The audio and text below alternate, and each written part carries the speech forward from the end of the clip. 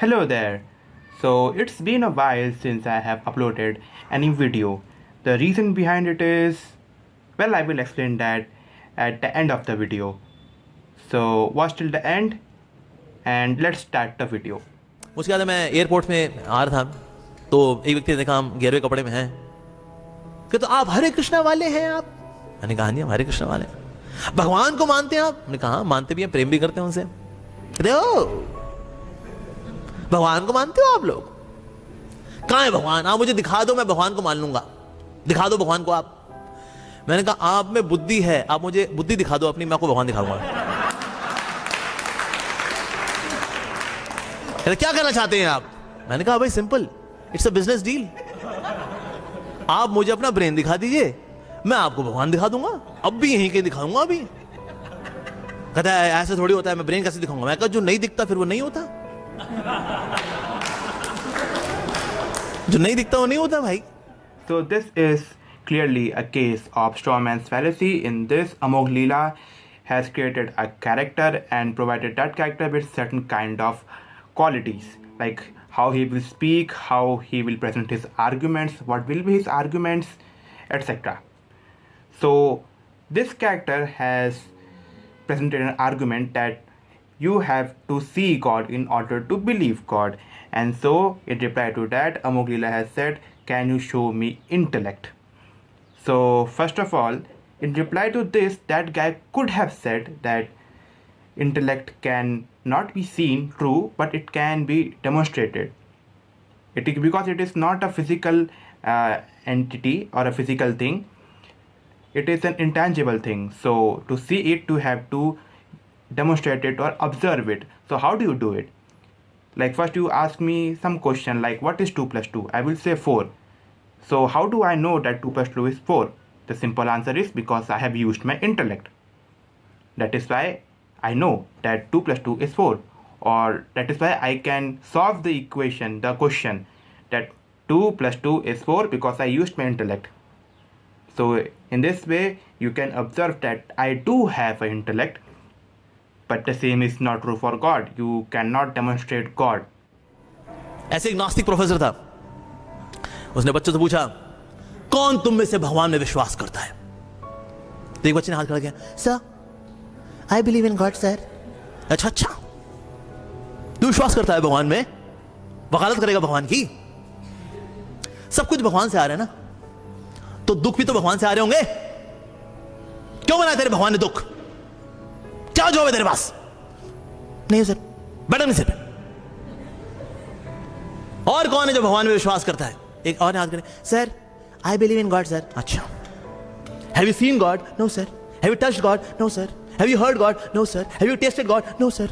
That means by the logic of direct perception, God does not exist. Sit down. Nonsense. और कौन विश्वास करता है भगवान में? एक बच्चा खड़ा कहता sir I got a question sir. Sir, one from you, one from the student sir. अच्छा, हमसे सवाल पूछेगा तू? पूछ, क्या सवाल है तेरा? Sir what is darkness sir? ये अंधेरा क्या होता है सर? प्रोफेसर ने कहा, well, darkness is nothing but the absence of light.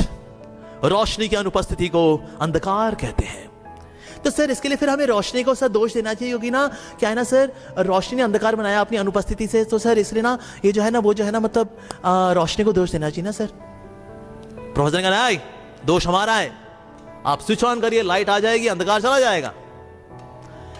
तो बच्चे ने कहा सर सिमिलरली सर, ईविल या दुख या कष्ट या संघर्ष और कुछ नहीं है सर, ये तो भगवान की अनुपस्थिति है सर, और इसके लिए हमें भगवान को दोष नहीं देना चाहिए, हमें दोष देना चाहिए, क्योंकि हम जब भगवान की अनुपस्थिति चुन लेते हैं ना, हम ऑटोमेटिकली दुख को चुन लेते हैं सर।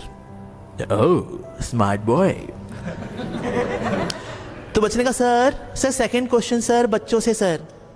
ओके बच्चों, who has seen the brain of professor? Nobody. Who has touched the brain of professor? Nobody. Who has tasted the brain of professor? Nobody. Who has heard the brain of professor? Nobody. It means by the logic of direct perception, God does not, the brain of the professor does not exist. तो जिसका दिमाग ही नहीं है उसको कहाँ को इतना खाली पीली सीरियसली ले रहे हो यार? Yet another case of strawman's fallacy. But anyway, to answer that argument, the professor has used logic of direct perception, but there are other kinds of logic. As I stated before, you can use the observation method or like demonstration method to prove your point, which is still absent when we talk about God. And about seeing the brain of the professor, well, you have photos of brain, you know how a human body works, what does it constitute, and professor is a human, so naturally he will have the brain. And if you still not believe it, then you can do a MRI scan. There is a certain type of scan, I don't know the name, I will put that on the video. But yeah, there are like technologies now through which you can see the internal organs, even the brain and its activities. So you can do that to see the brain and even the brain functioning of the professor. Can women read the Quran during menses? Most of the scholars, they say that women cannot read the Quran during menstruation. And the reason is based on menstruation is like janaba, like major ceremonial impurity. Major ceremonial impurity means after a sexual intercourse or after nightfall or where there's emission after the sexual intercourse, it's called as janaba. So these scholars say that menstruation is like janaba. And they quote a hadith of Ibn Abbas, may Allah be pleased with him, that the Prophet said that during menstruation, the woman, and during janaba, both men and women, they should not recite the Quran. Now this hadith, according to most of the muhaddithin, it is a daif hadith. So this hadith, in which the Prophet said that the woman during menstruation and during janaba, male and female both, they should not recite the Quran, is a daif hadith. So you cannot base your fatwa on this. So based on this, according to the Maliki school of thought, the women are permitted to recite the Quran during the menstruation. Especially if they are doing hifz of the Quran, if they are students. Even one view of Imam Ahmad ibn Hanbal is that a woman can read during menstruation the glorious Quran. And Sheikh Ibn Taymiyyah, he believes in this view of Imam Ahmad ibn Hanbal that a woman during menstruation can recite the Quran. And even Sheikh Shawqani, he agrees that a woman can recite the Quran during menstruation. But natural, here the woman can only recite what they know from memory, because they cannot touch the Quran. But now, alhamdulillah, if they have to touch, they can touch with gloves, or they can have some wood or a box in between, etc. But alhamdulillah, lately, since the last several years, we have got Quran on a digital platform.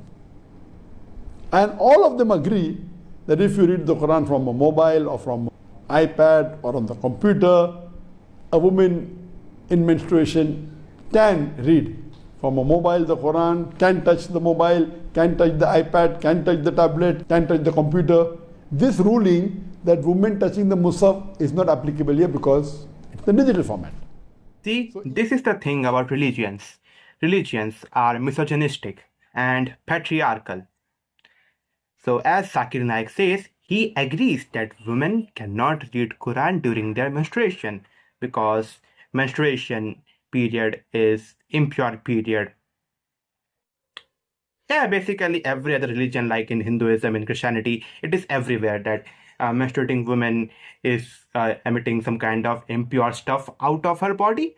So yeah, they cannot do certain things. And in Islam, that certain thing is reading Quran. I think there might be others, but I don't know. But for this video, it seems like reading Quran is something which they cannot do. However, Zakir Naik goes to justify that, oh, no, you can wear gloves. Yeah, because period blood is impure. So menstruating is impure. So if you are menstruating, so you are impure. So you have to wear certain kind of clothings and all sorts of things so that you do not infect the Holy Quran. How dare you infect the Holy Quran, the word of the God? Curse you. You will go to hell. And after that, he does say that now you have Quran on mobile phones, so you can do that.